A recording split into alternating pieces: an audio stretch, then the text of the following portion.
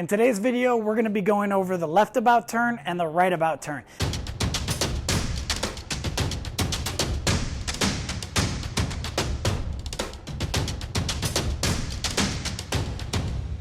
We talked about it a little bit in my last video, but we're going to focus primarily on that. There are a few steps that you want to do before doing this exercise. This is directed more towards competition obedience, but it is going to help if you're just taking your dog out on many walks. It'll keep your dog a little bit more focused on you, and it's going to help if you do want to change direction for whatever reason. It definitely helps with that engagement. So again, we're going to be doing the left about turn and the right about turn. Ari, so if I bring Ari right here into heel position and I turn, you see how she stays next to me, climb, and she maintains that heel position. Now when we do a right about turn, the dog, what they have to do is they have to increase speed as they go around. Because even though you're moving at the same speed, when you go to turn, they have to move much faster.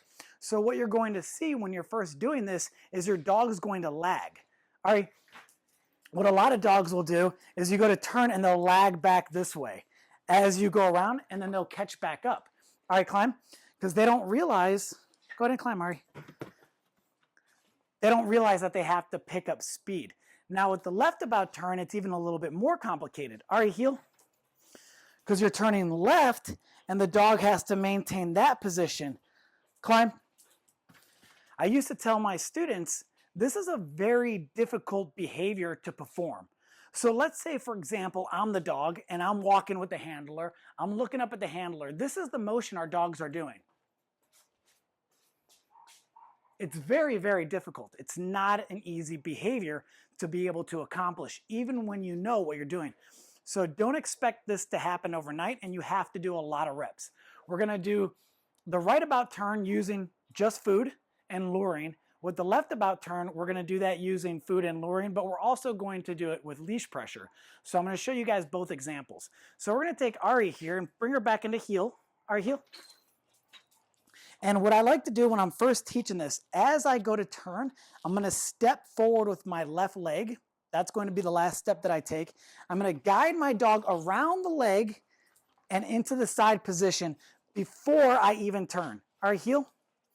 Let me show you what it looks like quickly, and then I'm going to break it down a little bit more. So I'll be walking, and then boom, bring them around, then I turn. What that's doing is it's increasing my dog's speed as I bring my dog around the corner. Now, I can also use, climb. I also like to use my terminal marker when I'm doing this exercise. I'll walk forward, I'll bring the dog around my leg as my dog's quickly going around that corner, and I'm intentionally making it a little bit harder. I'm making the dog work to get around that corner. Then I'll use the terminal marker and I'll bring the food even more forward so it gets the dog into that mindset when they're going around a corner or when they're turning in that right about turn, they have to increase speed. So again, Ari, heel. It's very simple to do. We just step forward, bring, free, and reward. Let me show you again. Step forward with the left leg, hoping your dog doesn't go center. Bring the dog around, turn, and walk. Okay, here we go. Step, whoop, turn, and walk. And what some people will do is they'll get the dog on the side, even take a step back before they turn. All right, climb. But you want to do this over and over again.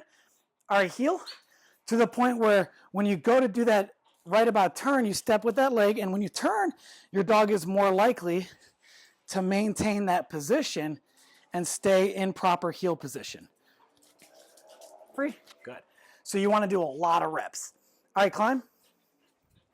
Another thing that's going to help you with the left about turn, right about turn is pretty easy. Problem solving.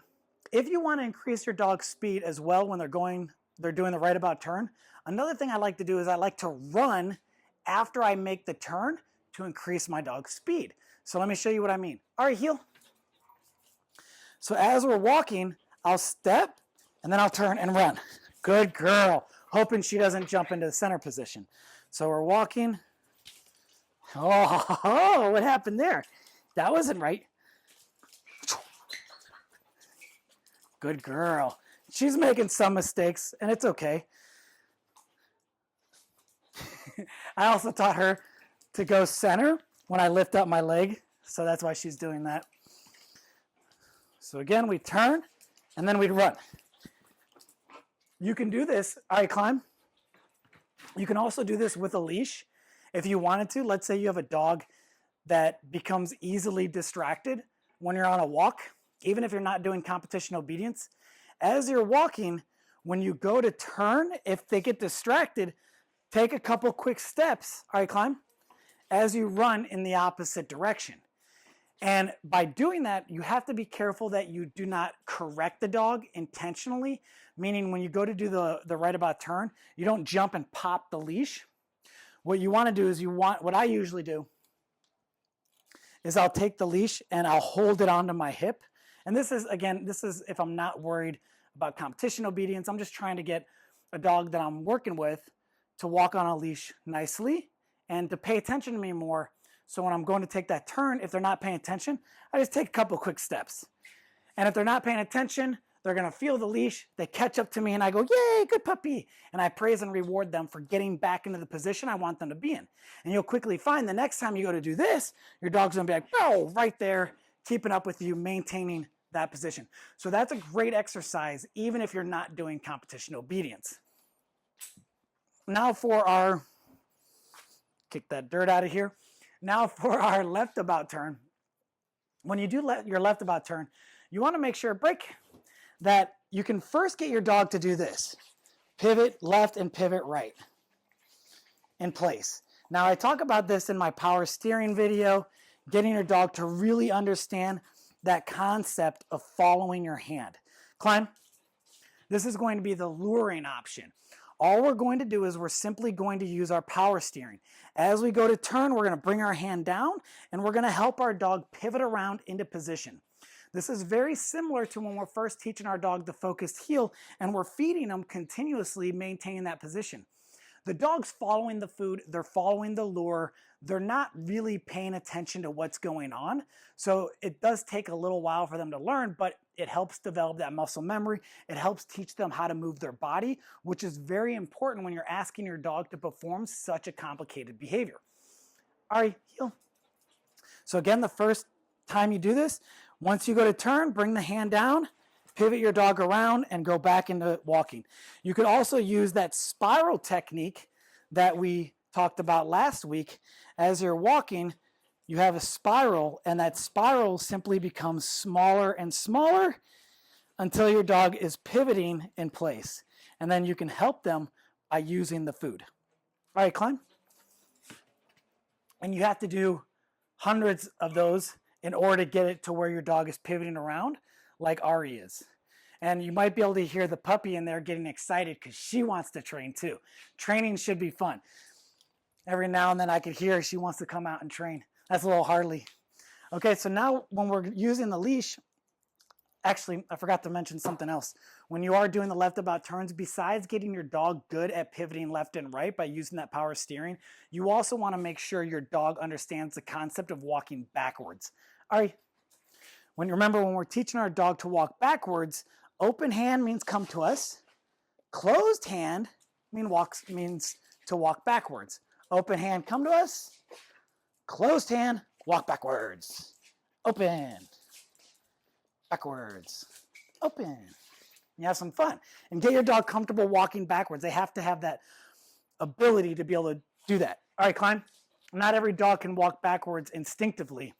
Although sometimes if you guys have like tight furniture, your dog walks between the futon. My dogs will do that sometimes and they'll get stuck and they'll have to slowly walk backwards. It's kind of cute. But anyways, all right, so we're going to put the leash. It also helps that you can get your dog to walk backwards by using leash pressure. Now, I talk about this in one of my other videos, our heel. When I first teach it, I want to make sure that the connector is on the back. And I usually am standing next to a wall to prevent mistakes. But since she knows it, I don't have to worry about that. And if you already taught your dog how to walk backwards using the food, you could do the same thing when you're teaching the leash pressure. So what you want to do is you want to first apply the pressure, then use your food lure to help the dog understand what it is that you want. You can also do it without the food helping, but if your dog is still more intermediate, then using the food to help will make a big difference. So here's the pressure, then the food. We get them to walk backwards, release the pressure, and reward. Ari? And ideally, you get to the point where you can do this, where you can use that pressure, free, and you can walk backwards with your dog. And that's where you want to be when you're doing this left about turn and you're using this technique. So I'm going to bring Ari back into heel. And what I like to do is I hold the leash behind my back. This is going to give that additional guidance that my dog is going to need when I'm first doing this exercise. I'm going to say heel, and I'm going to step forward with my left leg.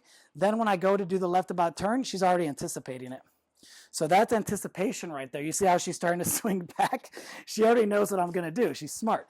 So then I would apply the pressure as I turn, ever so slightly, and then I release the pressure. So I'm walking. Here's the pressure. Helps guide her, and then I release. And I could do this anywhere. I could do this and walk backwards. Pivot to the side. And it's a tool. It's a way to help guide our dog. And I'm only using the pressure, yes, when she needs it. Again, we go to walk, and I go to turn. I help with the pressure. I release the pressure. And when I'm teaching a dog to be able to perform a left about turn like this, again, I'm doing it hundreds of times, thousands of times. All right, climb. A lot of my trainer friends that compete regularly, what they'll do for their dogs when they're doing left about turns or right about turns, they'll give them little signals. When I first went through school to learn how to be a professional dog trainer, one of the instructors said what he does is he would sniff through his nose before he would do a left about turn every single time. So he's getting ready to do left about turn. He goes, and then he turns. Because in competition, you're not going to get pointed for breathing through your nose. The only problem is if you have a runny nose and you're doing that, you may not be aware of it. Because I did that. I taught my dog to do the left about turn when I did that. And what happened was it was cold outside. I was training him and I had the sniffles. And I kept going and he kept going back. I'm like, what are you doing? And it was because he was being cued off that. What some of my other friends will do is they will look in the direction that they're going to turn before they turn. So if they're doing a left about turn, they'll walk and they'll go, and then they'll turn. And that again cues the dog. So it just depends on how far you want to take this. But just a quick recap, you want to make sure your dog understands the concept of luring. They understand the concept of power steering. You've worked the basic heel position. You can check out the 10 fundamental steps for teaching a focused heel. And you have worked your dog to get them to understand walking backwards using the food lure or using the leash pressure. And you've also taught the markers. Then you go through and again, do a lot of reps, have a lot of fun with it. When I'm training my dogs, this is something else a lot of people have asked. They say, do you just train your dog and just do sit, one command a bunch of times? No. When I train my dog, I want to make it fun. I want to make it engaging. I want my dog to have a good time, and I want to have a good time. Sometimes I'll even put a headphone in, so I'm listening to some music. I'm in a good mood. If you're in a good mood when you're working with your dog can sense that. If you ever get into a bad mood, all right, I'm in a bad mood right now. I'm not going to train the dog. Don't train the dog. Do something else because it could affect the training. So be in a good mood, have fun. But when I'm training, like if I was working with Ari right here, this might be a training session. I might do some healing. I might walk backwards a little bit, down, center. Might have her come into center, down, through, spin, spin, heel, good, spin, very good, heel, good girl, down, free, good girl, and we're going to have fun. We're going to have a good time. Mix it up. Anything you're teaching your dog, put it all into one training session. Don't worry about, climb. Don't tell yourself, oh, I got to get this one technique down, so I'm just going to do it 100 times. That's going to be boring, not only for you, but also for your dog. So have a good time with it. Have a lot of fun. And make sure you guys leave a comment. Make sure you hit that like button. Subscribe. And I'll see you guys in the next video. Thank you again for watching.